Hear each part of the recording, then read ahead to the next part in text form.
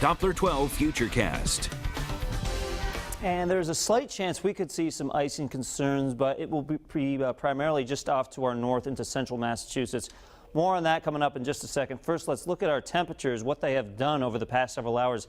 Most of the day quite mild, upper 50s to low 60s, and then look at the free fall starting at around 7 o'clock. We were at 60, down to 46 degrees right now. So a big drop in temperature over the past several hours. Here's what's happening. We have a shallow area of cold air that's creeping in from the northeast. Look at Boston, 36 right now. Worcester, 34 degrees. Smithfield, 39. We're 46 in Providence, so that cold air is now starting to sneak into the capital city. But look at the coast. We are still at 59 in Newport, 57 westerly, and 57 on Block Island. You can see basically where that boundary is. The winds coming in from the northeast. That's where the cold air is. The milder air is still where the winds are pushing in from the south, and that front is right in between where these winds kind of meet up, and that's the battleground with our temperatures over the next 12 hours or so.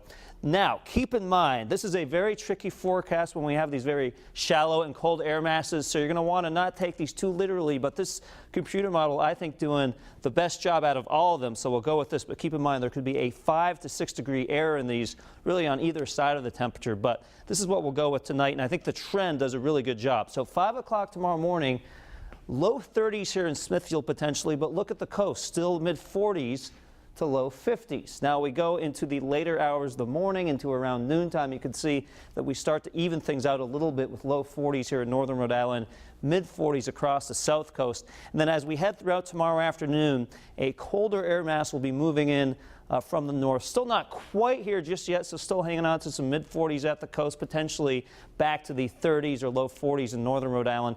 And then it's tomorrow evening where colder air takes over for everybody, setting the stage for a cold Christmas Eve morning, and that cold weather lasts throughout Christmas as well. Now, here is what's happening in terms of precipitation.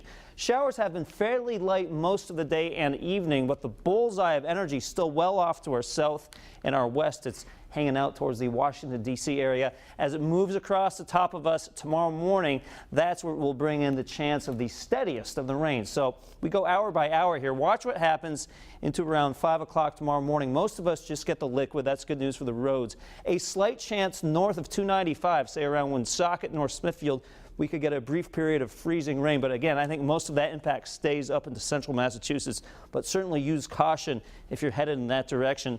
And then it looks like the steadiest of the rain from the late morning into the early afternoon. Look at around 2 or 3 o'clock. We are inundated with the green, and then gradually clearing out these showers late tomorrow afternoon and tomorrow evening. Potentially we end this with some brief snow showers, but not much in the way of accumulation expected.